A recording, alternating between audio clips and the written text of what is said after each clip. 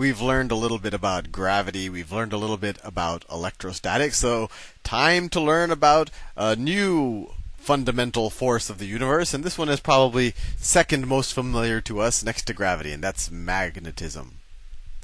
Magnetism. Where does the word come from? Well, they actually, I think several civilizations, I'm no historian, found these lodestones, these objects, magnetism. These objects that would attract other objects like it, other magnets, or would even attract metallic objects like iron, ferrous objects. And they're called lodestones. That's, I guess, the Western term for it. And the reason why they're called magnets is because they're named after lodestones that were found near the Greek province of Magnesia. Magnesia. And I actually think the people who lived there were called Magnetes. But anyway, that's you could Wikipedia that and learn more about it than I know. But anyway, let's focus on what magnetism is. And I think most of us have at least a working knowledge of what it is in terms, we've all played with magnets and we've dealt with compasses. But I'll tell you this right now, what it really is pretty deep. And I think it's I don't think anyone we can mathematically understand it and manipulate it and see how it relates to electricity. We actually will show you that the electrostatic force and the magnetic force are actually the same thing, just viewed from different frames of references. So I know all of that sounds very complicated and all of that. But in our classical Newtonian world, we treat them as two different forces. But what I was saying is, although we're kind of used to a magnet, just like we're used to gravity, just like gravity is also fairly mysterious when you really think about what it is, so is magnetism. So with that said, let's at least try to get some working knowledge of how we can deal with magnetism. So we're all familiar with a magnet. I didn't want it to be yellow. I could make the boundary yellow. No, I didn't want it to be like that either. So if this is a magnet, we know that a magnet always has two poles. It has a north pole and a south pole. And these were just labeled by convention because when people first discovered these lodestones, or they took a lodestone and they magnetized a needle with that lodestone, and then that needle they put on a cork in a bucket of water, and that needle would point to the Earth's north pole. They said, oh, well, the side of the needle that is pointing to the Earth's north, let's call that the North Pole, and the point of the needle that's pointing to the South Pole, the point of the needle that's pointing to the Earth's geographic south, we'll call that the South Pole. Or another way to put it, if we have a magnet, the direction of the magnet, or the side of the magnet that orients itself, it's allowed to orient freely without friction, towards our geographic north, we call that the North Pole, and the other side is the South Pole. And this is actually a little bit, obviously we call the Earth, we call the top of the Earth the North Pole. This is the North Pole, and we call this the South Pole. And there's another notion of magnetic north, and that's where, I guess you could kind of say, that is where a compass, the north point of a compass, will point to. And actually, magnetic north, it moves around because we have all of this moving fluid inside of the Earth and a bunch of other interactions. It's a very complex interaction. But magnetic north is actually roughly in northern Canada. So magnetic north might be here. So that might be magnetic north. And magnetic south, I don't know exactly where that is, but it can kind of move around a little bit. It's not in the same place. So it's a little bit off the axes of the geographic North Pole and the South Pole. And this is another kind of slightly confusing thing, is magnetic north is kind of the geographic location where the North Pole of a magnet will point to, but that would actually be the South Pole of, if you viewed the Earth as a magnet.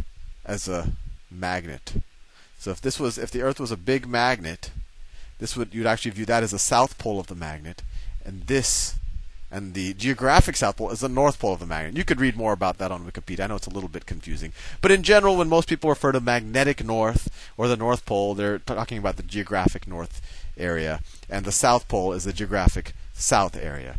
But the reason why I make this distinction is because we know when we deal with magnets, just like electricity, or electrostatics, but although we'll show a key difference very shortly, is that opposite poles attract. So if this side of my magnet is attracted to Earth's north pole, then Earth's north pole, or Earth's magnetic north, actually must be the south pole of that magnet, right? And vice versa. The south pole of my magnet here is going to be attracted to Earth's magnetic south, which is actually the north pole of the magnet we call Earth. Anyway, I'll take Earth out of the equation because it gets a little bit confusing, and we'll just stick to bars because that tends to be a little bit more consistent. Let me erase this. There you go. I'll erase my magnesia.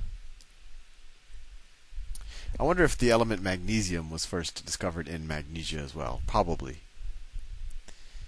And I actually looked up milk of magnesia, which is a laxative, and it was not discovered in magnesia, but it has magnesium in it.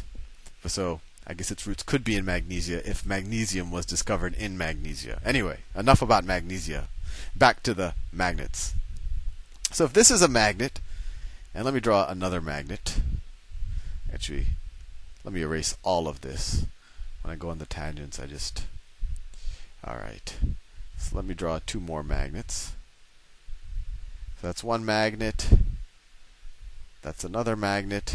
We know from experimentation when we were all kids, this is the North Pole, this is the South Pole, that the North Pole is going to be attracted to the South Pole of another magnet. And then if I were to flip this magnet around, it would actually repel. Two north-facing magnets would repel each other. And so we have this notion, just like we had in electrostatics, that a magnet generates a field. It generates these vectors around it that if you put something in that field that can be affected by it, so there'll be some net force acting on it. So actually, before I go into the magnetic field, I actually want to make one huge distinction between a magnet and or between magnetism and electrostatics.